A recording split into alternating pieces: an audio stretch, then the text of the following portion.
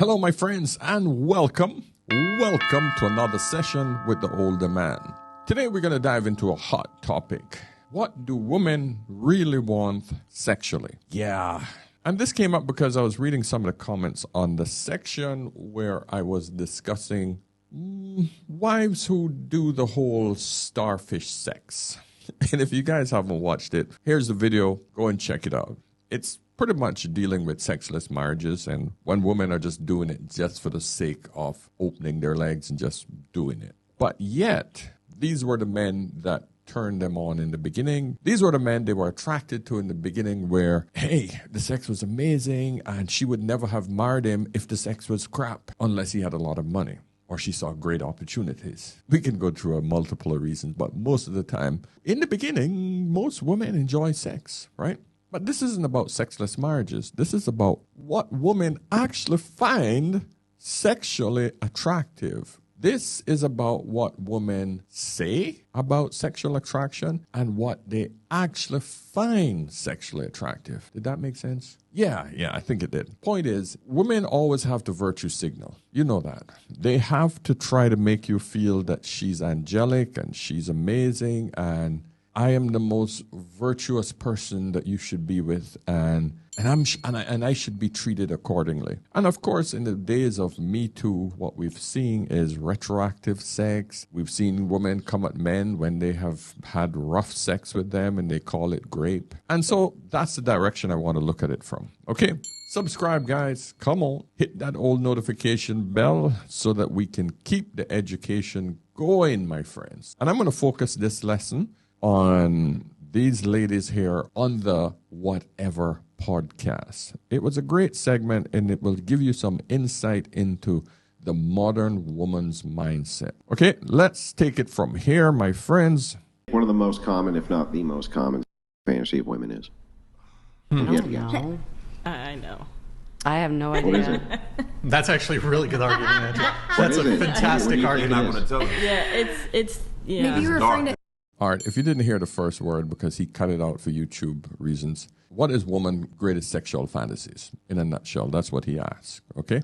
Were you talking about guys that can't get sex and then they lash out because of violence? They know too. I feel like just the entitlement to women. I just said 40%. Nobody's answering the question. Can I jump in? What do you think the most common fantasy of a woman is?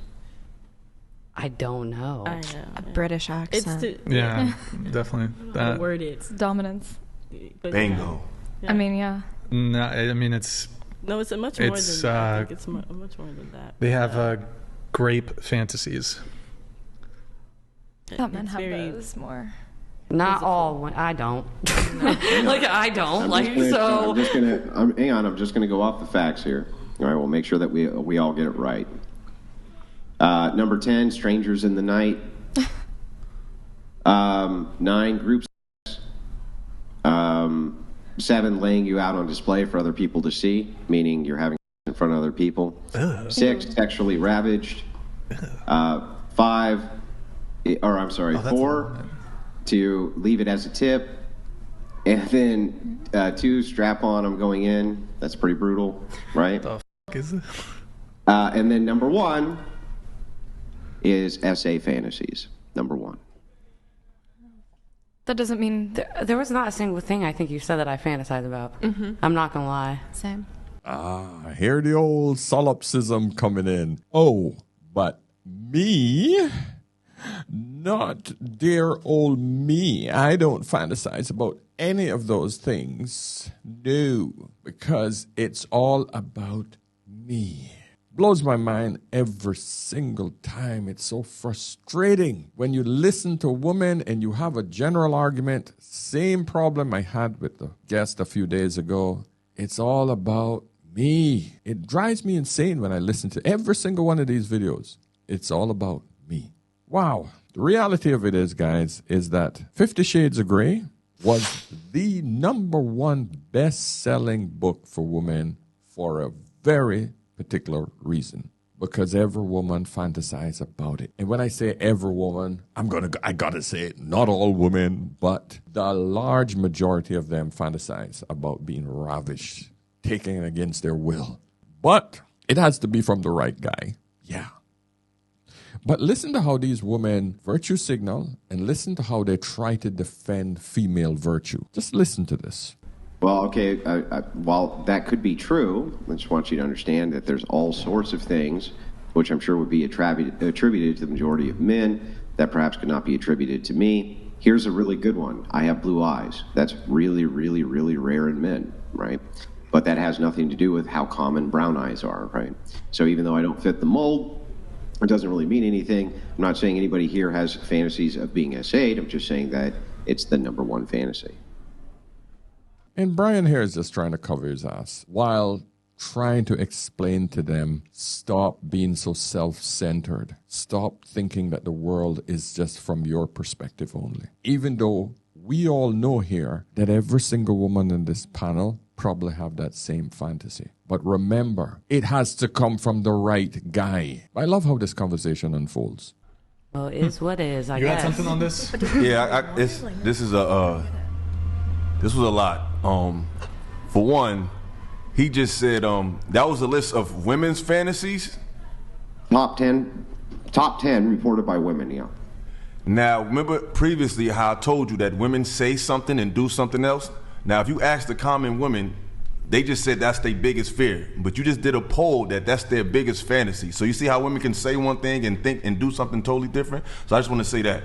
Two, it's very alarming that women would rather take a chance with a wild animal who is extremely unpredictable over a man who can possibly not do none of those things. That there is a potential with a man. There is no potential with the bear. None. He's going to kill you or kill you later. Yeah, this is back to the old bear in the woods argument. Would you rather be trapped in the woods with a man or a bear? And where on that street interview, a lot of women said the bear because they don't trust men. They might get essayed. Oh, Lord. And this guy breaks it down beautifully. Listen to every word he says, gentlemen. So for women to pick the bear over a man who can potentially build a fort with you, make a campfire, and just totally assume he's going to hurt you, it's just very disturbing that women have these, or at least they say they have these fantasies that men will just do this. They just assume such negativity about men. It's just kind of disturbing to hear that. It's like, I would never take a chance with a wild, ravaging bear than a human being without having a chance to. I can't even talk to the bear. You can at least bargain with the man, maybe. You just discarded the common interest of talking over a savage beast. It's just crazy how women think today. No offense. I think it's disturbing that we've been in positions where we feel that way. Yeah. Rather than. Wait, can I? Go ahead.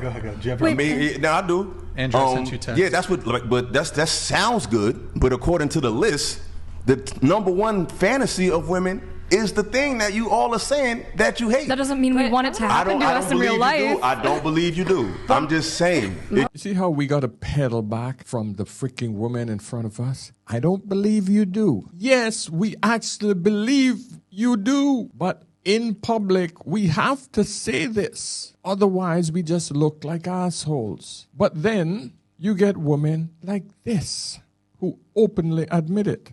Nothing turns me on more than when my husband just takes it, when he just pounds that ass. Oh my God. Vibing with Run did a survey, why do women like it rough? And there's these different, categorical answers. And the first one I think was, reminds her who's boss, definitely. And the other one was, helps to calm her emotions. And then there was two other ones, but those two almost tied. But I literally, all I could think of was, yes, my husband can make all sweetly, but he, savage, oh my God, it's something animalistic, some kind of a base instinct that's in our DNA that when we're just taken, that we climax, as soon as he... Yeah, yes. And so when I made the comment on my video where, sometimes you just got to bend her over, man. I had some woman push back at me. Oh, so what you're advocating for is to just SA your wife. No, I'm not saying that. I'm saying fulfill her fantasies. Fulfill that natural instinct for her to get what she wants. Otherwise, you're just going to be that sweet, soft, adorable guy. That's what you become. And the problem is most women push men to become that sweet, soft, adorable, gentle guy. But then when she goes out and cheat, guess who she's cheating with? Chad. Or one of those friggin' Pookie Ray who's going to bend her over the friggin' car trunk in the bathroom in some friggin' hotel or some sleazy place. She's fulfilling these fantasies. This is what gets her blood roaring. So she prefer to get that done by the stranger, but comes home and tells her husband, honey, we can only do it on Tuesdays. Honey, and it's a freaking nightmare. And that is what kills sex, good sex in a marriage. And I'm saying to you, gentlemen, don't let that happen. As much as she says that's what she wants, do not fall into that friggin' trap. Let's hear it from another woman here. I'm Honey Unicorn, and I have a secret for you, and I hope you listen. So I mostly associate with female girls from the vanilla world lifestyle, so it's like mainstream people. And there's a specific type of sex that every single woman I think I've ever asked or engaged on the topic of sex or fantasies did not have this listed as one of their top fantasies and one of the least likely ways to get fucked. So I thought I should tell you because this is a really good opportunity to fill that market, that gap, and really impress her. So every single girl, without fail, has told me that they all have this collective fantasy of being thrown against a wall, arms above our head, one hand, arms above our head, put your knee between our legs and force kiss us and make that the move and be decisive. And I had a guy do that to me and he fingered me at the same time. That was the first time I ever experienced subspace. It's probably the last time I'll ever experience subspace. It was the most intense, amazing experience to have. She experienced subspace. Oh man, this is just freaking mind-blowing.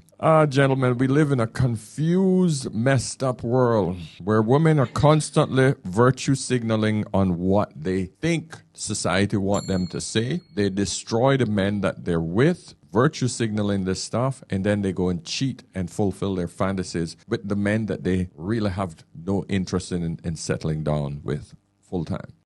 What is virtue signaling? Mr. Reagan. In 2015, there was an article written in The Spectator by James Bartholomew. According to Wikipedia, it says that he was using the term to describe empty gestures intended to convey socially approved attitudes without any associated risk or sacrifice. There's no real virtue involved, right? You're just basically saying, look at me, look how awesome I am, I have these beliefs, I think these things, therefore I am virtuous. I hate Trump, therefore I'm a good person, right? And it's ridiculous. It's an empty way of signaling that you are somehow ethical or good or moral, right? What did Mr. Rollo Tomasi say? She wants to marry the beta bucks for his money and go and get effed by the alpha. So alpha fucks, beta bucks. Yeah, that's usually what happens. Let's continue with the podcast. Let's hear what else the ladies have to say. Just it just shows the duplicitous, contradictory nature of women that I spoke of earlier. But if you follow, I'm gonna let y'all retort. I'm not saying y'all feel this way. I'm just saying it's just proof of the contradictory nature of following what women say as according to what they do. Because if I feel like most women should feel how y'all feel, but according to his poll, the number one thing was the most appalling thing that they're saying out of their mouths. And it's just contradictory. Like when that movie Shades of Grey came out, women loved that. A fantasy is in a safe situation. It actually happening in an abusive way is not something you're saying. How is assault a fantasy? And also, let me add to this, a lot of SA victims will fantasize over trauma. Their trauma. Even though it was a bad experience for them, they then fetishize their own trauma. As a man, I would never fetishize somebody beating me. And you're a man. We are women. Yeah. It's amazing you're a man, I'm a woman when it's convenient. But when it comes to jobs, oh, no, we're the same. We're the same. I need that job because we're the same. when it comes to anything else that's negative, oh, no, you're a man, I'm a woman. Oh, you want to punch me? No, you're a man, I'm a woman. But I need that job that you have because I'm a woman. Oh, God, it doesn't get any worse, I swear. We live in a society that's just, it's a crapshoot. It's a fantasy. The more I examine the feminist ideal, the more bizarre that world becomes. There is a reason why Trump won in such amazing style. Because the woke ideology, the craziness had to stop at some point. Because this is insane. Listening to this is insane. But this is the generation that we're now living in, man. Women can just say any old shit and we're supposed to just accept it as men. Wow. This comes from the godmother herself of the feminist movement, Oprah Daly. And she had an article, 8 of the most common sexual fantasies. There's a reason 50 Shades of Grey is so popular. Yeah. People fantasize about lots of things. An incredible vacation, for instance, or landing a huge life-changing job. And who knows? You might manifest those dreams into a reality one day. When it comes to sexual fantasies, though, not every scenario should be fulfilled in the real world. While thinking about a taboo sexual act or situation can be intensely erotic, we may not actually want to do them, says Cindy Darnell, a clinical sexologist based in New York City. Instead, these fantasies can offer a portal into the aspects of our non-sexual emotions that we're trying to reconcile in our day-to-day lives. What the hell does that mean? More than half the freaking world read that book. The person who wrote that book made a killing hundreds of millions of dollars. It's about a rich man who's a sadomasochist, who loves to tie up the woman he's with and whip her and have some crazy ass sex with her.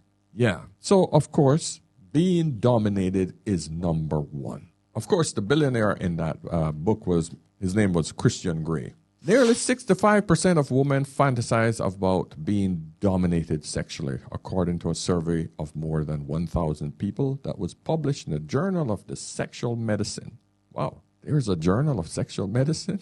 Okay, never knew that. There's a reason 50 Shades of Grey made such an impact, says Shandy Bromley, a relationship and dating coach. BDSM, bondage, dominance, submissive. I can't remember what it stands for. Let me look up what BDSM stands for. What does BDSM stand for when it comes to sexuality? Sure, Paul. In the context of sexuality, BDSM refers to a range of erotic practices or role-playing involving bondage, discipline, dominance, and sadomasochism. It's about consensual power exchange and exploring different dynamics and sensations within a safe and agreed-upon framework. Thank you. There we go. BDSM is alluring because one partner relinquishes all sense of control. They're submissive to the person touching them. So this is why I keep telling you, ladies, when you fight your nature, it's what's disturbing. Practically every woman wants to stay in her femininity. That's who she naturally is. It's a submissive role. She wants a man to take control. She don't want to think about the everyday perils of the world. But no. Feminism messed that crap up. Okay? You are now removed from that submissive role. But at least you want the fantasy back because the reality of it is gone. So now you have to play it out in your sexual acts. Yeah, make that shit sink in. So the second biggest one is 89% of them said they want to have a threesome. Is a lot of women would love to have a threesome. Yes, most women want to have that train. She wants to engage. She wants to improve that. That usually happens when she gets sick of the same D. She would love to have some extras in there. Yeah, whether it's male or female. Women want to have another partner. But she wants to be able to say, he's still mine. I still own this one. I'm just going to read the top 3. And like I said, having sex with other women. Yep, women love the feminine touch of another woman. She loved the yin and yang of sex. The rough part, yes, but she also wants the sensual part of it. There we go. That comes from Oprah. But I bet you these women will object to that. Let's just hear a little bit more about what they say on the podcast, just so that you guys can hear how women push back. Because remember, guys, they have to virtue signal to the world that, oh, I'm not like that. I'm pure. I am sweet. This is important for women to attract and trap the men that she needs. So if a woman is looking, she needs to do this. She has no choice. I don't, like I say, what y'all say and what y'all do is two different things. It don't make sense. I don't see how you can fantasize about something that you put on, that you deem is so negative. That you don't understand, but it's just genuinely science. And there's men that's been essayed that do fantasize over. No, they end up being that. They turn all the way over. That's what they do. I would also like to ask, I guess, what is the percentage of these, like this statistic that we got in from the poll? How many women, what country were they from, what age demographics were they? Like, there's just so many other questions. How many women? I'll tell you the answers to that. So this is centered around mostly the Western world. These polls were done between Australia, Western Europe, and the United States, Canada, things like this. And the way that they gathered the data was from dating sites, for the most part. They gathered them from dating sites. Women tend to be more honest in the background of those, and so do men. And that's how they can gather up different preferences. And also, what women commonly search for when they're looking for, corn, for instance. What they're searching for there, you can gather the data that way as well. And this is what we come up with. Now, men got all kinds of freaky shit, too. Don't get me wrong, right? They got all kinds, like... The thing that they one of their top searches, pretty gross, right? But so I understand the both sides thing, right? I'm not even necessarily saying I've always thought that the thing about this that was so bothersome to me in a different way is that women most commonly say, well, if a man spawned in the forest, when they say I would choose him over the bear, he's going to protect me. And I've always thought, well, that's a pretty assumed entitlement, right? It's pretty assumed entitlement that you just instantly assume any man in the forest has some obligation to protect you. Like, I would just be like, well, I'm spawned in with you, but I don't know you. Good luck. Hope you don't die. I'm getting out of this forest now. See you later. But it's always, that has always been the answer that has bothered me. I understand why. So here, I'll give you an example.